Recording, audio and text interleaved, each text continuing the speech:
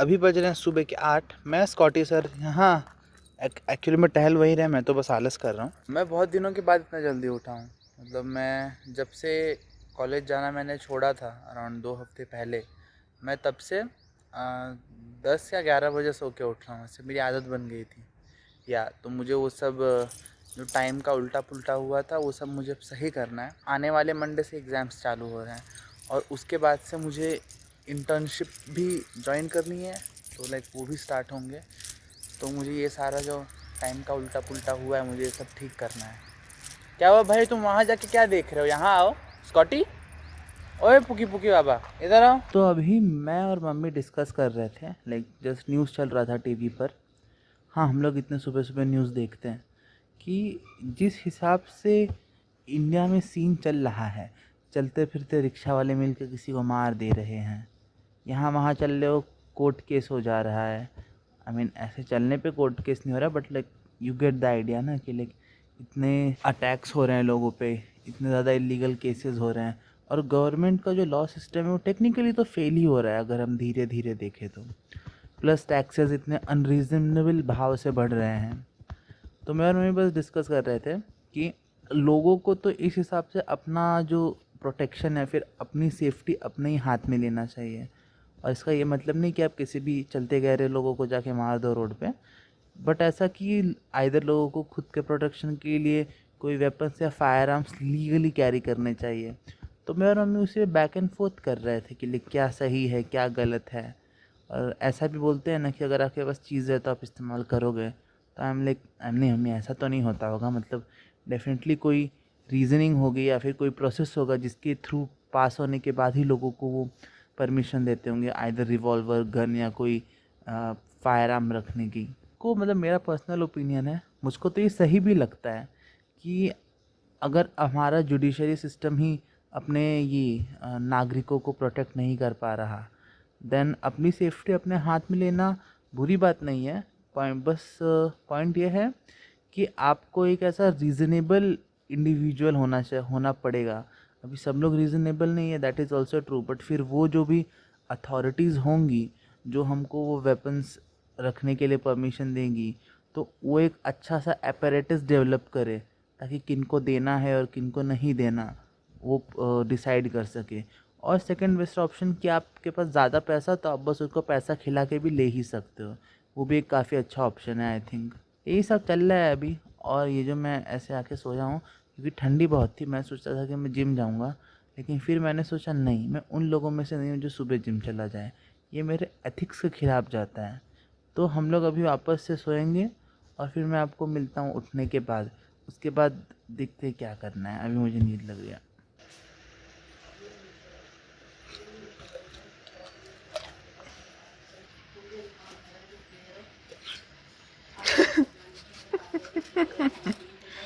भाई साहब क्या कर रहे हो आप? ओ भाई साहब, आपको पता है ना ये मेरा टेबल है? Hello sir, excuse me. ओ सर जी, देखिए ज़रा ऊपर, क्या कर रहे हो तुम? ओ भाई साहब, अभी बता रहे थे, अभी भूल भी गए? बैठो तुम नीचे। हाँ, सो गए? क्या हुआ? काटना नहीं, ठीक है? क्या लियो काय झालं रे, सांग. ए बाळा चालायचं नाही.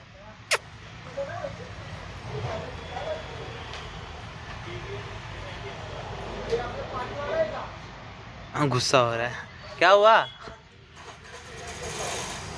क्या हुआ भाई? हाँ क्या? अरे भाई गुस्सा मत करो, ए छछूनर।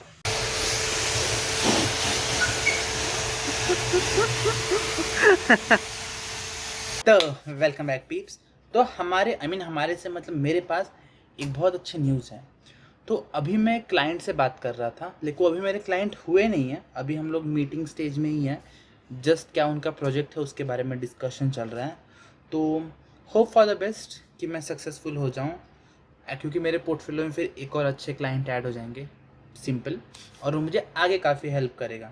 पता नहीं है सब लोग रिलेट कर पाएंगे कि नहीं, लेकिन जो लोग डिज़ाइनर्स है या एटलीस्ट जो लोग आर्टिस्ट हैं, तो जब भी हम किसी पर्सन के लिए पेड वर्क करते हैं, मतलब इन टेक्निकली क्लाइंट के लिए काम करते हैं, तो जब हम उन्हें बताते हैं कई बार कि लाइक हमारे चार्जेस कौन से बेसिस पे हमारे चार्जेस इतने हैं, तो उसमें बहुत चीज़ें आती हैं। आप जो डिवाइसेस मशीनरी यूज़ कर रहे हो उनका भी उसमें एक छोटा सा सेक्शन ऐड होता है। प्लस जो लोग नॉन आर्टिस्ट पीपल होंगे उनको आई थिंक सो नहीं पता होगा, लेकिन जब भी हम कोई चीज़ डिज़ाइन करते हैं या कोई भी चीज़ नई बनाते हैं फ्रॉम स्क्रैच, जो ऑनलाइन या फिर पूरे दुनिया में ऑलरेडी एग्जिस्ट नहीं कर रही है, तो ऐसा लगता है ना कि लाइक जस्ट स्केचिंग करने में, आउटलाइन करने में, कलर करने में लाइक कितना ही टाइम लगेगा, जल्दी हो जाएगा। बट नहीं, वैसा नहीं होता। वो चीज़ बनाने से ज़्यादा टाइम उस चीज़ के बारे में R&D करने में लगता है, उस चीज़ को इमेजिन करने में लगता है, लाइक उसको from nothing into something like लाने में लगता है ज़्यादा टाइम। कि लाइक आप ट्रायल एंड एरर कर रहे हो, लाइक वो 10 12 20 बार तो लाइक वो ट्रायल एंड एरर्स में ही जाता है।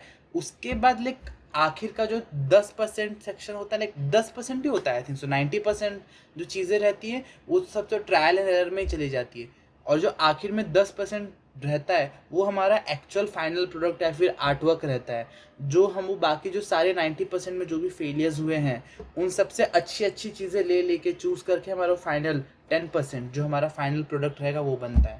तो लाइक वो बहुत लंबा प्रोजेक्ट होता है। फॉर एग्जाम्पल, अगर लोग तुम में से कोई अगर कॉमिक्स पढ़ता है तो लाइक उनको अच्छे से इस ये वाला एग्जाम्पल लाइक रिलेट कर पाओगे कि जब भी हम कोई कॉमिक देखते हैं तो कॉमिक में एक पेज होता है, पेज के ऊपर काफ़ी पैनल्स होते हैं, तो वो पैनल्स देख के क्या लगता है कितना इजी है, मैं तो देख के अभी 2 15 20 मिनट में बना दूंगा। बट एग्जैक्टली वो देख के 15 20 मिनट में बना दोगे, वो बहुत ईजी है।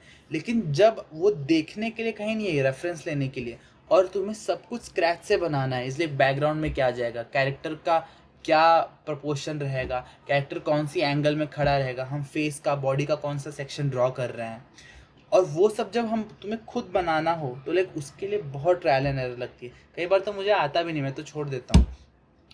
पर और उसमें काफ़ी सेक्शन होते हैं, background, mid ground, foreground, and उसके बाद कलरिंग। कलर तो एक इंटायरली डिफरेंट सेक्शन है।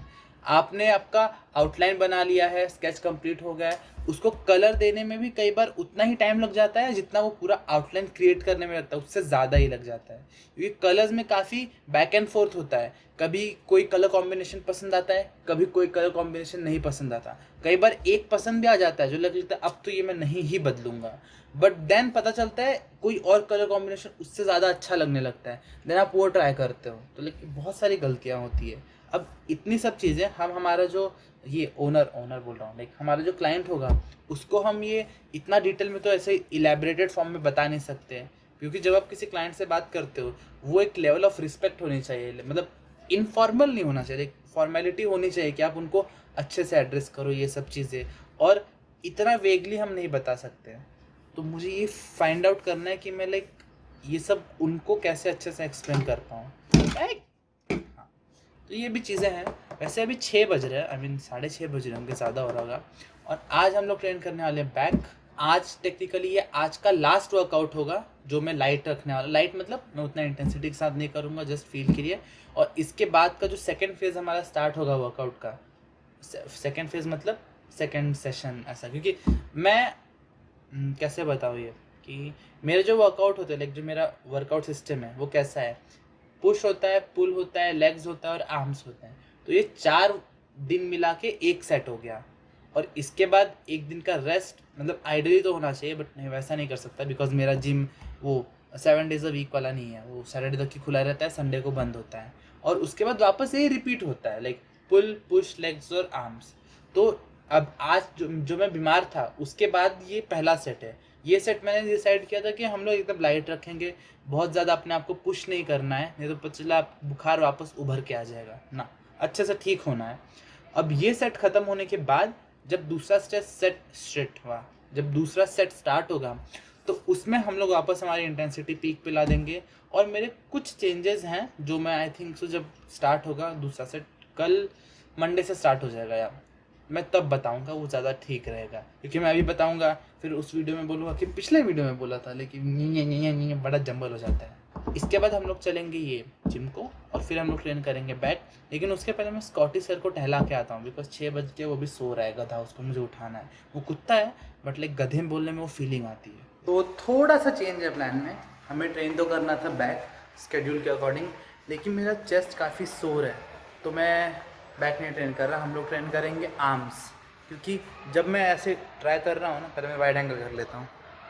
हाँ, जब मैं ऐसा फील कर रहा हूँ लाइक ऐसे पीछे लाइक पूरे कॉन्ट्रैक्टेड पोजीशन में, तो मेरा चेस्ट दुख रहा है। तो ये मुझे बैक एक्सरसाइज में हिंडर ना करे, इसलिए हम लोग आज आर्म्स करेंगे। बिकॉज आर्म में इतना वेट उठाना नहीं है तो उतना फ़र्क पड़ेगा नहीं। तो लाइक मैं आर्म तब भी अच्छे से ट्रेन कर पाऊँगा। बट अगर इसकी वजह से कोई इशू हो रहा है जो लाइक चेस्ट में दुख रहा है, तो उससे मुझे लगता है बैक वर्कआउट थोड़ा सा हिंडर हो सकता है। तो वो मुझे रिस्क नहीं लेना, तो इसलिए हम लोग ट्रेन करेंगे आर्म बस।